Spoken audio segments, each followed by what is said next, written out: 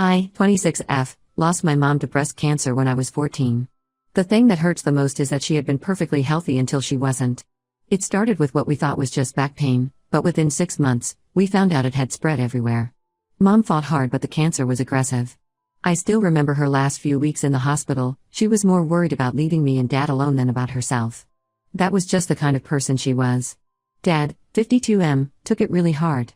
He and Mom had been high school sweethearts, married right after college. For 2 years after Mom passed, Dad barely functioned. He went to work, came home, and that was it.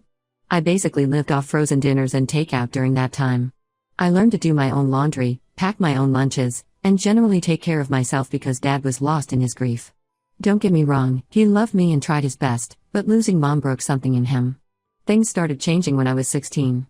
Dad started seeing a grief counselor, and slowly, he began coming back to life.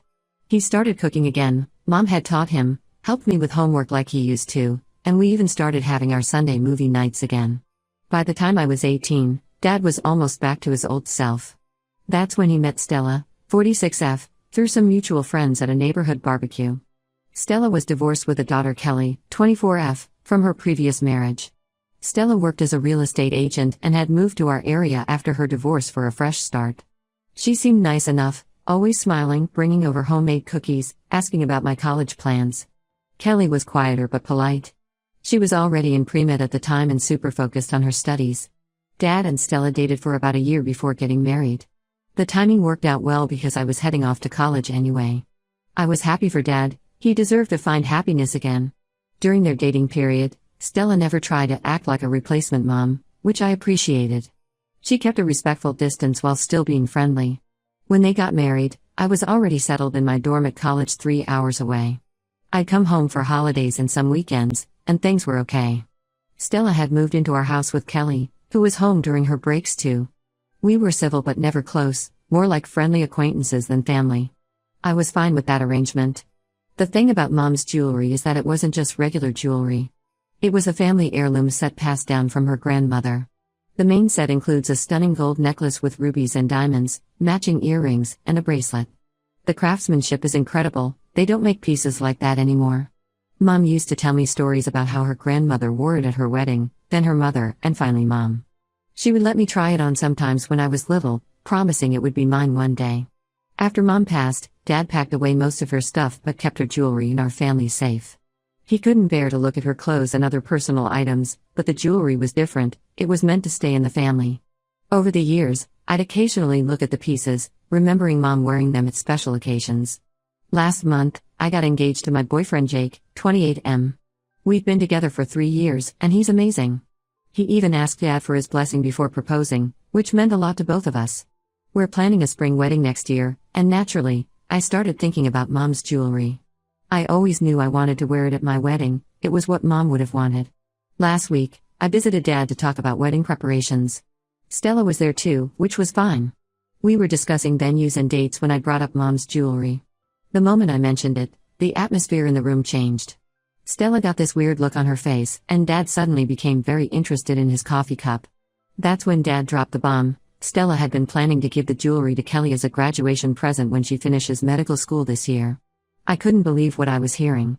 Stella jumped in before I could respond, saying how Kelly had always admired the set and how meaningful it would be for her to have something special from the family since she didn't have any heirlooms from her dad's side. I lost it.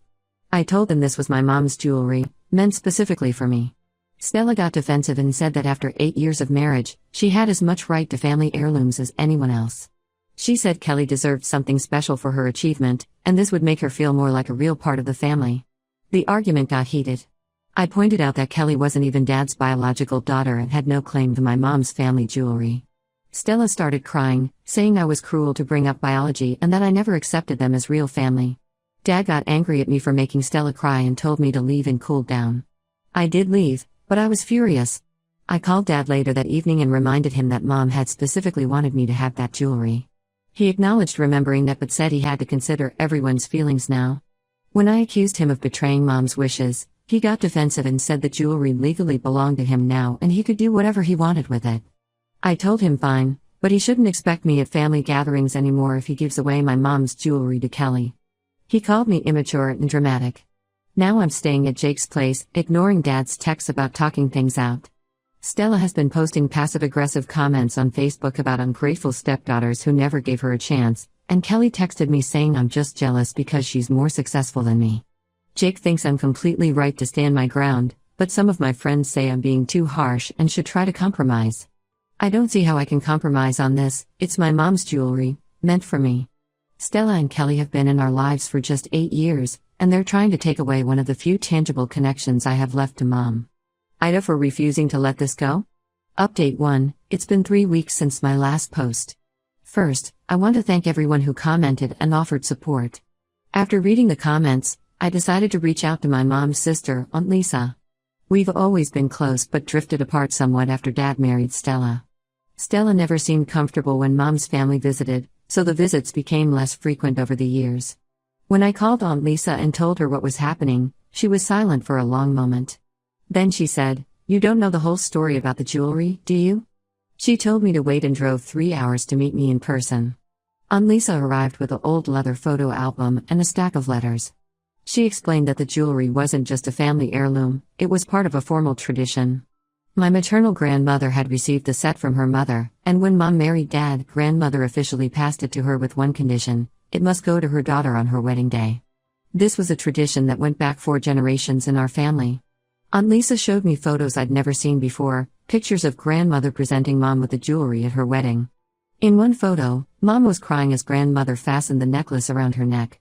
But the real proof was in the letters. Aunt Lisa had found a letter my grandmother had written to Mom about the tradition. The letter explicitly stated that the jewelry was meant for her granddaughter, me. I made copies of everything and went to confront Dad. I texted him saying we needed to talk and that I had important information about Mom's jewelry. He agreed to meet at the house. When I arrived, I found not just Dad and Stella, but Kelly too.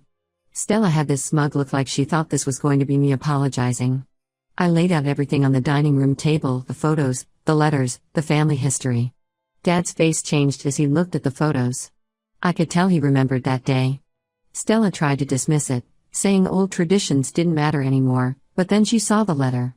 Her face went from dismissive to angry as she read grandmother's explicit wishes about her granddaughter inheriting the jewelry. That's when something unexpected happened. Kelly, who had been quiet until then, suddenly burst into tears and ran upstairs. Stella went after her, but not before giving me a look that could freeze hell. Dad just sat there, staring at the wedding photos. After a long silence, Dad finally spoke. He admitted he remembered grandmother giving Mom the jewelry. He remembered the tradition and the promise. When I asked why he had agreed to give it to Kelly, he looked ashamed. He said Stella had been pushing the idea for months, saying Kelly needed something special to make her feel like a real part of the family. He said he just wanted everyone to be happy and thought maybe the tradition didn't matter as much anymore. I was processing this when Kelly came back downstairs, her eyes red from crying. Stella tried to stop her, but Kelly had something to say. She admitted she never actually wanted the jewelry. She told us how Stella had been telling her for months that she deserved it more than me because she was more accomplished, being in medical school while I only had a regular office job. Stella had convinced her that accepting the jewelry would prove she was truly part of Dad's family. Stella tried to interrupt but Kelly kept going. She said she felt guilty every time Stella brought it up, but was afraid to disagree with her mom. Kelly said she knew how much the jewelry meant to me and she never wanted to take it. She apologized for her mean text about me being jealous of her success, saying Stella had convinced her I was just being difficult. This led to a massive fight between Stella and Dad. Stella started screaming about how she was sick of living in Mom's shadow. She said that everything in the house was about preserving Mom's memory and nothing was ever about her new family. She accused Dad of never really letting Mom go and said it wasn't fair that Kelly would always be second best to me. Dad finally snapped. He told Stella she was being manipulative and cruel. He said she couldn't erase Mom's memory or replace me with Kelly, and he was wrong to ever let her try. He said the jewelry was going to me, as it should have been all along. Stella lost it. She called us all ungrateful and said she was tired of competing with a dead woman for her husband's love. She grabbed Kelly's arm and tried to make her leave with her, but Kelly pulled away. Stella stormed out alone, slamming the door so hard a picture fell off the wall. Dad immediately went to the safe and got out the jewelry set. He handed it to me with tears in his eyes, apologizing for almost breaking his promise to Mom and grandmother. Kelly hugged me and apologized again, saying she hoped we could move past this. Stella has been staying at her sister's place since then. She's not responding to Dad's calls. Kelly is still at the house but planning to move into her own place soon. Dad seems lost, like he doesn't know how he let things get so out of hand. I have the jewelry now, safely stored at my place. Jake suggested we get a secure safe for it. Looking at it now, I can almost feel the history of all the women in my family who wore it before me. I know Mom would be happy it's with me, where it belongs. Update 2. 2 months have passed since my last update. Just when I thought things couldn't get more complicated, they did. Last week, Kelly asked to meet me for coffee. She seemed nervous and kept checking her phone, making sure Stella wasn't tracking her location.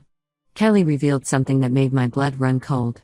She discovered that Stella had been secretly selling off Mom's jewelry pieces from the safe for the past 3 years. She'd replace each piece with a fake replica that looked almost identical to the untrained eye. Kelly found out by accident when she overheard Stella on the phone with a jeweler, discussing the price for another piece. According to Kelly, it started when her medical school tuition increased. Her dad, Stella's ex, had promised to help but backed out at the last minute. Instead of telling Dad about the financial problems, Stella started looking through Mom's jewelry collection. She found a jeweler who specialized in vintage pieces and began selling them one by one. Kelly showed me pictures she'd secretly taken of Stella's text conversations with the jeweler. The text showed Stella had sold at least 12 pieces over the years. Each time, she'd buy a replica to replace the original, so no one would notice. She'd even taken photos of the original pieces to ensure the replicas looked identical. I felt sick. These weren't just valuable pieces, they were memories. Each piece had a story. The pearl earrings Mom wore to my first piano recital, the gold bracelet she got for her 30th birthday, the emerald pendant Dad gave her on their 15th anniversary, all gone. I drove straight to Dad's house.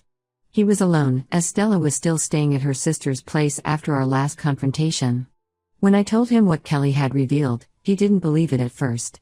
He went to check the safe, taking each piece out carefully. Dad used to own a jewelry store before retiring, so he knew what to look for. Within minutes, he identified several fakes. The gold wasn't real, the stones were cubic zirconia, and the craftsmanship was modern, not vintage. His hands were shaking as he examined each piece. We called Stella immediately.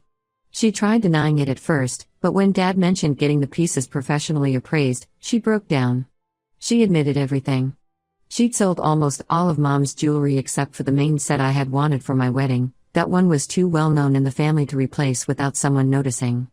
Stella tried justifying her actions. She said Kelly's education was more important than jewelry sitting in a safe. She claimed she was planning to replace the pieces with real ones once Kelly finished medical school and started earning. She even tried to blame Kelly's dad for backing out of paying for medical school. Dad was devastated. It wasn't just about the monetary value, those pieces were some of his last connections to Mom. Each one represented a special moment in their life together. Finding out that Stella had sold them and replaced them with fakes felt like losing Mom all over again. When Stella realized we'd found out through Kelly, she became furious. She called Kelly ungrateful and accused her of betraying her own mother. She said Kelly would never have gotten through medical school without her sacrifices. Kelly broke down crying, saying she never asked her mom to sell stolen jewelry for her education. She would have taken out loans if she'd known. Dad told Stella to leave and not come back. He said he needed time to think about everything. Stella tried to shift blame, saying she only did it because Dad never offered to help with Kelly's education. She said if he had treated Kelly like a real daughter, she wouldn't have had to resort to selling the jewelry. That was the last straw for Dad. He told her to get out and said his lawyer would be in touch. Stella left, but not before warning Kelly that she would regret choosing us over her own mother. Dad's staying with me now while he figures out what to do next. We're trying to track down some of the pieces through the jeweler's records, but most were sold to private collectors. The few we found are way out of our price range to buy back. Kelly's been amazing through all this. She offered to help pay to replace some of the jewelry once she finishes her residency, even though none of this was her fault. She's cut off contact with Stella and is staying with a friend until she can find her own place. The whole situation is such a mess. Not only did Stella try to take my wedding jewelry, but she'd been stealing and selling Mom's other pieces all along. Every time I think about those precious memories being sold to strangers, it breaks my heart all over again.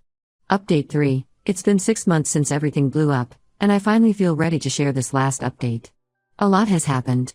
Dad filed for divorce from Stella after discovering the full extent of what she'd done.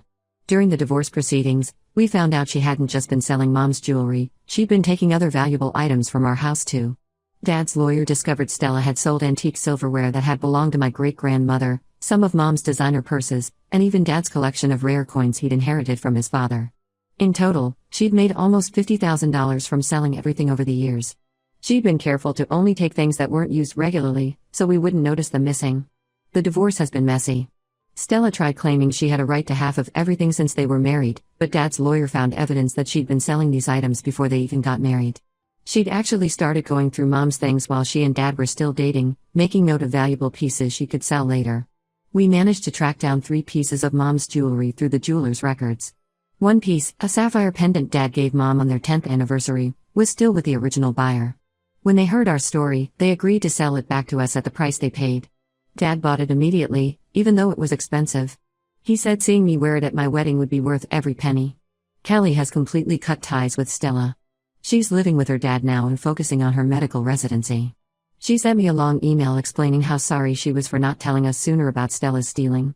She said she'd suspected something was wrong for a while but couldn't bring herself to believe her mom would do something so terrible. I assured her none of us blame her. Stella tried to apologize to both me and Dad. She sent long text messages about how she only did it for Kelly's future, how she felt trapped by financial pressure, and how she always planned to replace everything eventually. Neither Dad nor I responded. Some things can't be fixed with apologies. The divorce should be final next month. Dad's lawyer is still working on getting Stella to pay restitution for the stolen items, but we don't expect to see much of that money. Stella's been claiming she's broke from legal fees and helping Kelly with school, even though Kelly says she hasn't received any money from her mom in months. As for my wedding plans, they're back on track. I'll be wearing Mom's jewelry set, the one piece Stella didn't manage to sell, along with the sapphire pendant Dad recovered. Aunt Lisa will be walking me down the aisle with Dad. She's been amazing through all of this, helping Dad cope and sharing more stories about Mom with me. Kelly sent her congratulations but won't be attending the wedding. She says it's still too painful, and she needs time to process everything that happened. I understand completely, this whole situation has been traumatic for her too. Dad is doing better now. He's seeing a counselor to deal with the betrayal and has joined a divorce support group. He says he's done with dating for a while and wants to focus on rebuilding our family, just him and me, like it was before Stella came along. Looking back, I'm grateful I stood my ground about Mom's jewelry. If I hadn't, we might never have discovered what Stella was doing. Some of Mom's pieces are gone forever, but at least we saved what we could. More importantly, we exposed Stella's true nature before she could take anything else from us. My wedding is in 3 weeks. When I walk down the aisle wearing Mom's jewelry, I know she'll be with me in spirit. That's something Stella could never take away, no matter how hard she tried.